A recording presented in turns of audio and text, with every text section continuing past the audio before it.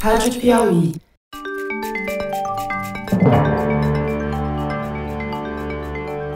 Opa! Eu sou José Roberto de Toledo e este é o Luz no Fim da Quarentena, uma coprodução da revista Piauí com a Rádio Novelo.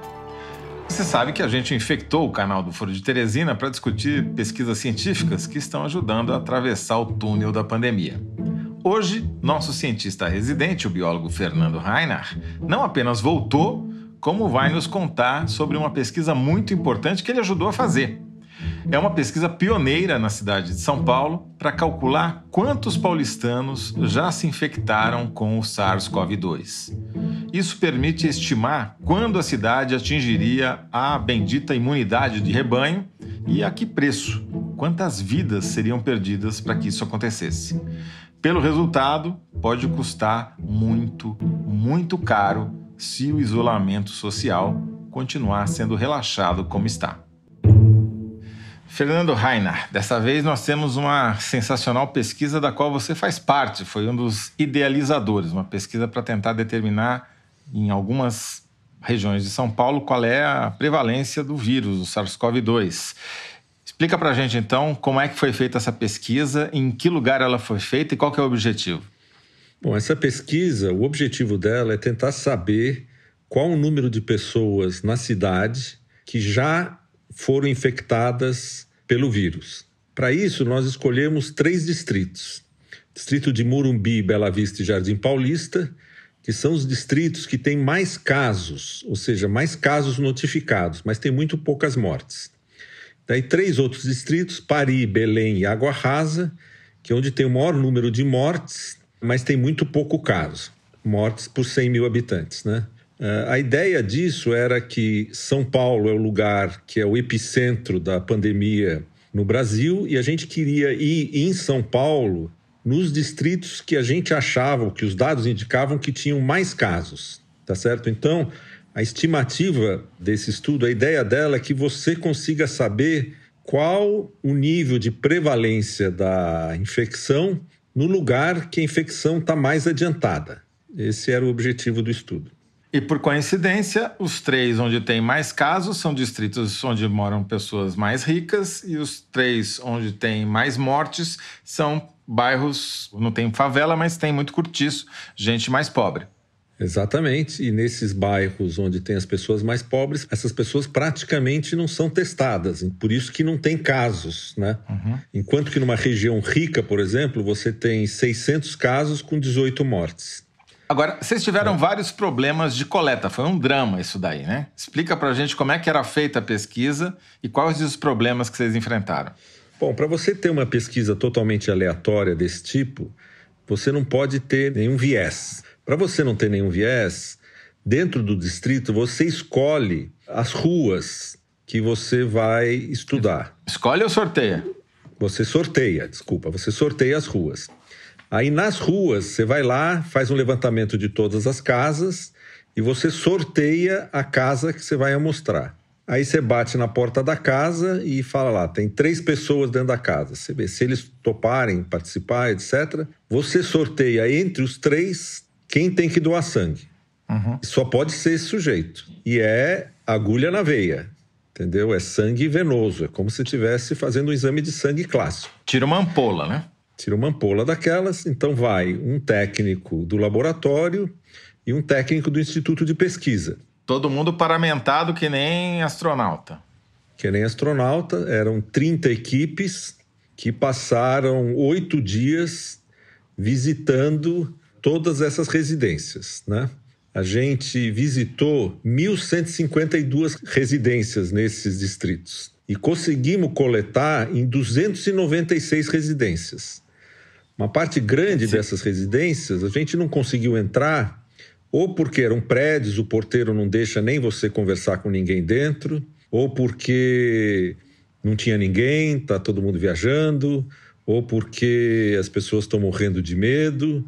E também teve fake news atrapalhando, não teve? Então, circulou também nas redes sociais, nos bairros, fake news, dizendo que essas equipes, que não existia nenhuma pesquisa dessa, que isso era uma tentativa de assalto. Então foi uma guerra para conseguir coletar esses dados. Isso circulou por WhatsApp, né? Entre os moradores desses bairros. Circulou por WhatsApp.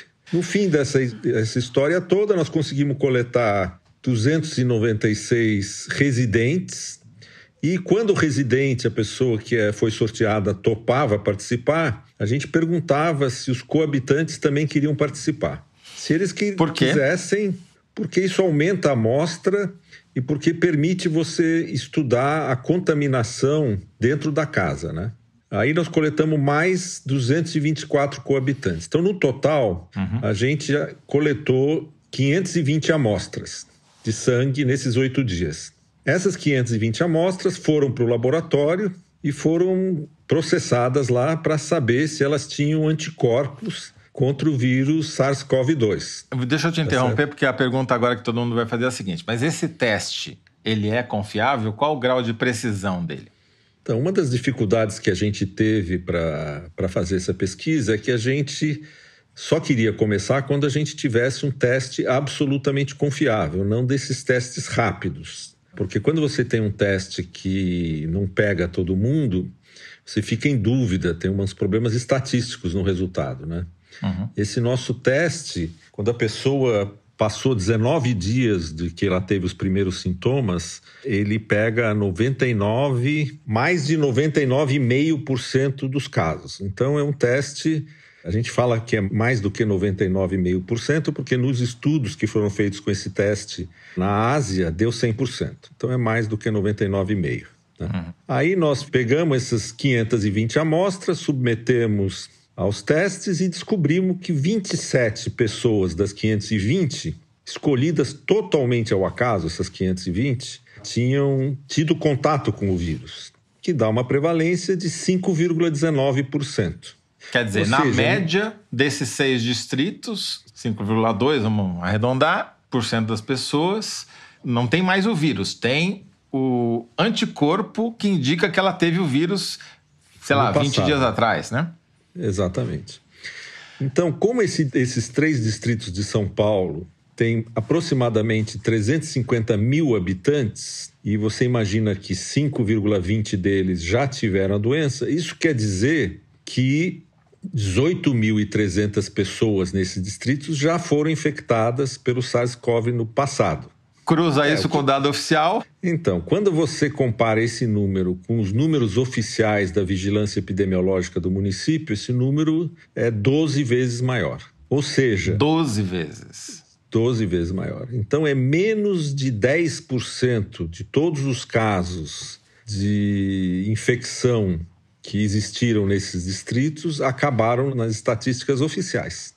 Tá certo? Quer dizer, não dá para extrapolar para a cidade inteira, mas você tem uma forte indicação de que a subnotificação, pelo menos nesses 6 distritos, é da ordem de 92%. Tem que multiplicar por 12 para chegar no número real. Pegar um número oficial, multiplicar por 12 para chegar no número real de casos. Agora, mas uma parte é subnotificação, mas uma parte é que as pessoas tiveram sintomas leves ou não tiveram sintomas, ficaram em casa, acharam que era uma gripe. Sim. Talvez uma parte dessas pessoas tenha procurado o sistema de saúde e não foi testado. E outra parte achou que era uma gripe ou que era alguma coisa leve e teve e sarou, né? Tem uma outra extrapolação muito interessante que está aqui no sumário executivo do estúdio de vocês, que é, a partir dessa verificação do percentual de pessoas infectadas nos lugares, dá para comparar também com o número de óbitos que houve nesses lugares por Covid-19 e calcular a taxa de letalidade da infecção com muito mais precisão, não é isso? Porque como é que hoje eles fazem a taxa de letalidade? Eles pegam todas as mortes e dividem por todos os casos que eles registraram, todas as pessoas que foram testadas, que foram para o hospital, etc. Né? Agora a gente está fazendo uma conta diferente, a gente pega o número total de mortes nesse distrito e divide pelo número de pessoas que realmente teve contato. Como esse número de pessoas praticamente 10 vezes maior, a taxa de letalidade da infecção é mais próxima real. No nosso estudo, a gente chegou a uma taxa de letalidade da infecção de 0,95%, quando se fala por aí de 6%, 9% em São Paulo, né? Entendi. Isso significa que quem contrai o vírus provavelmente tem um risco inferior a 1% de vir a morrer na cidade de São Paulo. Exatamente, é inferior a 1%. Se a pessoa for tratada, é menor. Provavelmente, se a pessoa não conseguir um lugar no hospital, é maior. Tem uma margem de erro nesse resultado de vocês, que eu estou vendo aqui. Se for levar no limite da margem, a prevalência aí seria entre 2,3% e 7,7%, é isso? A gente ainda não fez os cálculos estatísticos detalhados, tá? Isso nós vamos fazer nas próximas semanas, e daí a gente vai saber o intervalo de confiança dessa medida. Tá. Mas o estudo foi desenhado para ter um intervalo de confiança nessa região de 5%, na faixa de 30% do valor, para cima ou para baixo. Vamos levar em conta, então, os 5,2%. Isso, do ponto de vista da gente chegar na bendita imunidade do rebanho, é muito pouco, não é? Não, isso para chegar na imunidade do rebanho depende de como você olha. Vamos supor que a gente tem 5 pessoas e a infecção dobra a cada mês, do jeito que vem vindo ocorrendo nos últimos tempos em São Paulo. Então, daqui 1 mês vai ter 10, daqui 2 meses vai ter 20, daqui 3 meses vai ter 40, daqui 4 meses tem 60, tem imunidade de rebanho. E dá para prever também quantas mortes vai haver, né? Não, as mortes vai ser uma carnificina se acontecer isso. Agora, se você realmente ficar em casa e conseguir diminuir a taxa de crescimento e o tal do R, lembra? Para um valor próximo de 1 ou menor que 1, aí isso aí vai levar muito mais tempo. Então, o tempo que vai levar depende de que medidas de contenção forem tomadas em São Paulo. Então, 5 pode ser próximo, se a coisa estiver descontrolada, ou pode ser bem distante, se a coisa estiver bem controlada. E as mortes vão ser muito maiores se você tiver descontrole, porque você tem uma capacidade limitada de leitos.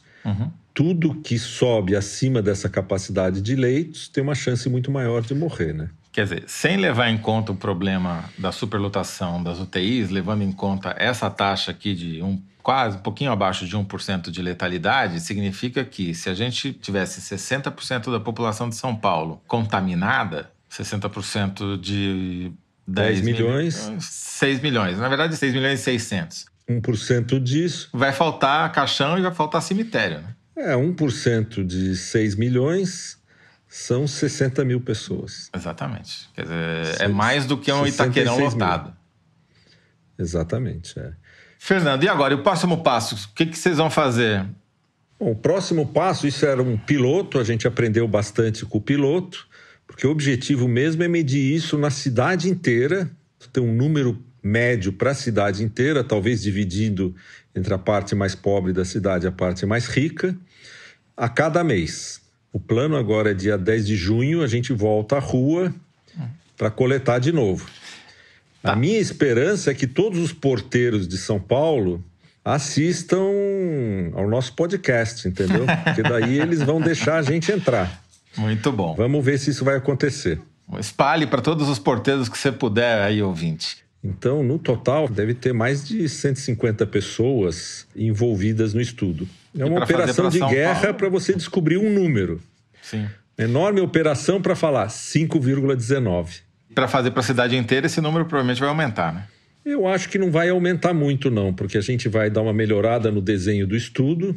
E os porteiros vão colaborar depois que os nossos ouvintes pedirem, né?